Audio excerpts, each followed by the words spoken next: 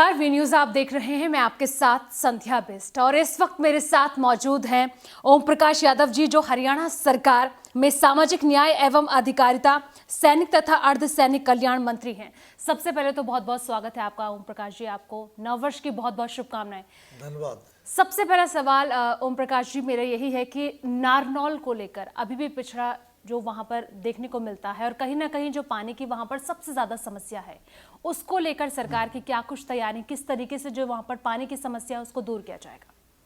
बिल्कुल ठीक कहते हो आप कि हरियाणा प्रदेश को जो हम एक दृष्टि से देखें तो नारनौल पानी की दृष्टि से सबसे पिछड़ा हुआ क्षेत्र है। वहाँ पानी की सबसे ज़्यादा ज़रूरत है, सूखा इलाका है। और जब से हमारी सरकार बनी है, हमने उस इलाके की प्यास बुझाने के अनेकों प्रयास किए हैं। सबसे पहले तो हमने 143 करोड़ रुपए सरकार से मंजूर करवाए और हमारे लिफ्ट इरिगेशन के सारे जो पंप हैं जो पानी लिफ्ट से आगे फेंकते हैं वो हमने मंजूर कराए।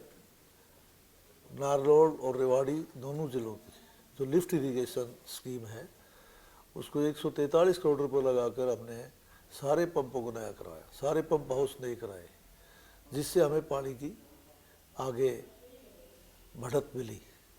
और बारिश के दिनों में हमने यमुना नदी का जो पानी सरप्लस था या समुद्र में जाके गिरता है, वो पानी हमने लेकर हमने हमारे नहरों की आखिरी टेल तक पानी पहुंचाने का प्रयास किया है।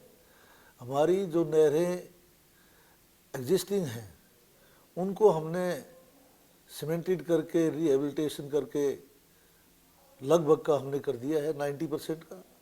तो इस प्रकार से हम पानी को बढ़ाने का प्रयास कर रहे हैं। बिल्कुल ओम प्रकाश जी, जिस तरीके से आपने कहा कि पानी को बढ़ाने को लेकर सरकार लगातार सजग है और उसको लेकर प्रयास भी किए जा रहे हैं, लेकिन नारनौल के गांव कोरियावास में एक मेडिकल कॉलेज का निर्माण किया जा रहा है। कब तक इसको पूर्ण कर लिया जाएगा? देखिए, नारनौल के अंदर मेडिकल कॉलेज कोरियावास गांव में बनने लग रहा है। हमारी सरकार ने ये कहा है कि हर ज़िले में हम एक मेडिकल कॉलेज बनाएंगे और उसी कड़ी में ज़िला महेंद्रगढ़ का मेडिकल कॉलेज नारनौल में बनने लग रहा है। बहुत तेज़ी से काम चल रहा है। 2 साल में पूरा करने का हमने लक्ष्य रखा है और उसके अंदर ये मानिए कि 1 साल हो चुका है। आने वाले 1 साल का हमारा लक्ष्य है, हम इस कॉलेज को शुरू करवाएंगे और कंस्ट्रक्शन का काम सब पूरा हो जाएगा। बिल्कुल ओम प्रकाश जी, ये तो नारनौल की बात हमने की, और लेकिन अगर मैं किसान आंदोलन को लेकर बात करूं, क्योंकि लगातार जिस तरीके से देखने को मिल रहा है कि 39वां दिन शुरू हो गया है किसान आंदोलन का, लगातार किसान वहां पर डटे हुए हैं, इसको किस तरीके से देखते हैं? क्योंकि 7 बार सरकार के साथ बैठक भी हो चुकी है किसानों की, लेकिन अभी तक कोई समाधान नहीं निकला है। देखिए, किसान के नाम पर राजनीति हो रही है। किसान आंदोलन के नाम पर कुछ पार्टियां अपना उल्लू सीधा करना चाहती हैं, किसान को बहकाकर।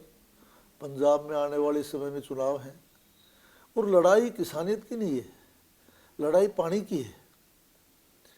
पंजाब किसान के नाम पर ये शोर शराबा करवा के, ये नए कृषि बिल आए हैं इसके नाम पर शोर शराबा करवा के जो असली लड़ाई है पानी की, जो रावी व्यास का पानी हरियाणा प्रदेश को मिलना है, उसको ओझल करना चाहता है। ऐसी पंजाब के नेताओं की मंशा है और उनको पता है कि प्रेसिडेंशियल रेफरेंस पर जो फैसला सुप्रीम कोर्ट ने दिया है उसको लागू करने के लिए सुप्रीम कोर्ट जल्दी ही डेट देने जा रहा है, ऐसा अनुमान सभी को है, हमें भी है, उनको भी है। और पंजाब वो आने वाला फैसला है उसी को ध्यान में रखकर वहाँ के लोगों का ध्यान बांटना चाहता है। लड़ाई पानी की है, पंजाब हमारा हक खा रहा है, हमारा हरियाणा का पानी का बहुत बड़ा हिस्सा पंजाब बरत रहा है और वो नहीं चाहता, उसकी नीयत साफ नहीं है और इसलिए वो यहाँ बैठकर एक नकली भाईचारे की बात करते हैं जिसको हरियाणा प्रदेश के लोग समझ गए हैं कि ये लड़ाई कुछ और है और ये पंजाब के भाई हमें बरगलाना चाहते हैं। लेकिन ओम प्रकाश जी, जिस तरीके से आपने कहा कि पानी का ये मुद्दा है, लेकिन कहीं ना कहीं विपक्ष तो इस पर साफ तौर पर कह रहा है कि हरियाणा सरकार गुमराह करने की काम कर रही है, किसानों को भड़काने का काम कर रही है, पानी का मुद्दा लेकर आ रही है। नहीं, पानी का मुद्दा है। पानी का मुद्दा आज थोड़ी लाए, हरियाणा सरकार आज नहीं लेकर आई। पानी का मुद्दा जब से हरियाणा और पंजाब अलग हुए हैं तब से पानी का मुद्दा चल रहा है और अनेकों बार इसके ऊपर फैसले हुए हैं।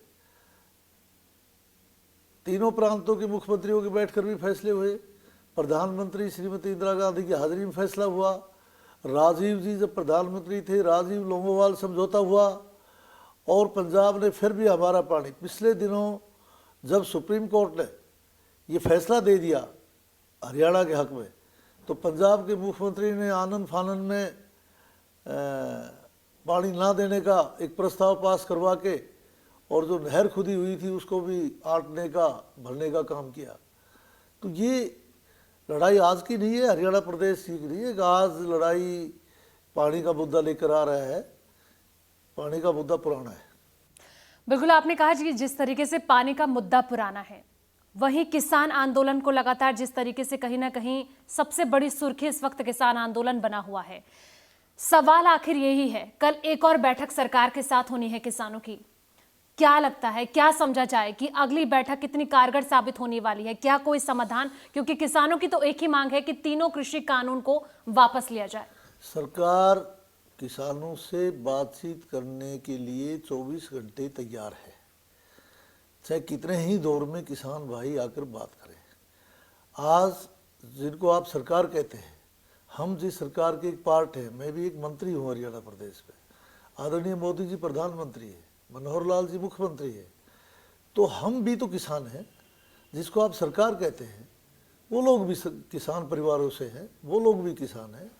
लेकिन आज मुद्दा ये है कि पंजाब में चुनाव सामने है और वहाँ की सरकार, जैसा कि मैंने आपको कहा कि पानी के मुद्दे को ओझल करने के लिए वहाँ के किसान को कृषि कानून जो बने हैं इनकी आड़ में उनको बरगला रही है। जैसे जैसे किसान भाइयों की समझ में ये बात आती जा रही है, किसान उससे पीछे हटते जा रहे हैं और इस बात को समझते हैं। उनको, चंद किसानों को, केवल पंजाब के किसानों को इस बात में बहका कर, बाकी देश के किसान 18 करोड़ लोग किसान हैं, कश्मीर से लेकर कन्याकुमारी तक। क्या पंजाब के किसान को ही इन कृषि अध्यादेशों से नाराजगी है? बाकी सारे देश के, मद्रास का किसान, महाराष्ट्र का किसान, बंगाल का किसान, बिहार का किसान, यूपी का किसान सब संतुष्ट हैं।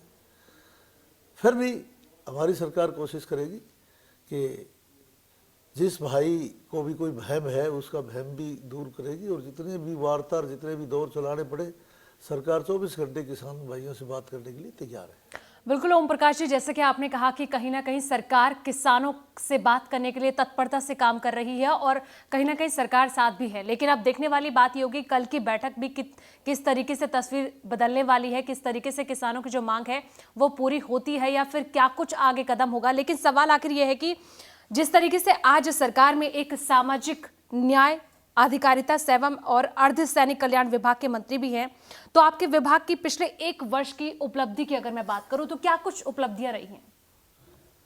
हमने 27 लाख इस प्रदेश के लोग सामाजिक न्याय एवं अधिकारिता, सोशल जस्टिस मिनिस्ट्री के तहत पेंशन का लाभ उठाते हैं। चाहे कोई विकलांग हो, चाहे वृद्ध हो, चाहे कोई विधवा हो, इस प्रकार की जो कैटेगरीज है। और इस साल हमने कैंसर पीड़ित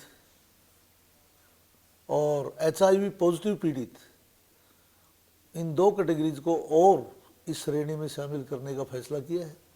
जल्दी ही हम, जैसे इसकी सर्वे पूरी हो जाएगी, इन 2 कैटेगरीज को भी हम पेंशन देना शुरू करेंगे। कैंसर पीड़ित इर्रिस्पेक्टिव ऑफ द एज, चाहे 2 साल का बच्चा हो, चाहे 50 साल का हो, अगर किसी को कैंसर का संक्रमण हो गया तो हमारी सरकार उतनी ही उसी हिसाब से पेंशन देगी जो ओल्ड एज में देती है। HIV पॉजिटिव कोई कहीं लक्षण मिल गया तो उसको भी हम पेंशन देंगे। ये 2 कैटेगरी हमारी सरकार ने नई और इसमें जोड़ने का काम किया है। बिल्कुल, तो ये थे ओम प्रकाश यादव जिन्होंने बताया कि किस तरीके से नारनौल को लेकर काम किया जा रहा है। वहां पर जो पानी का मुद्दा है उस पर खास तौर पर सरकार ध्यान दे रही है और कहीं ना कहीं उसको भी जल्द दुरुस्त कर लिया जाएगा। हालांकि किसान मुद्दे को लेकर भी उन्होंने साफ तौर पर कहा कि किसानों की जल्द ही लगातार सरकार किसानों से बातचीत करने के लिए आगे है। वहीं जिस तरीके से उन्होंने ये भी बताया कि किस तरीके से काम किया जा रहा है, खास तौर पर उन्होंने जो तमाम उपलब्धियां भी गिनाई हैं, तो इसी के साथ तमाम जानकारी के लिए देखते रहिए वी न्यूज़।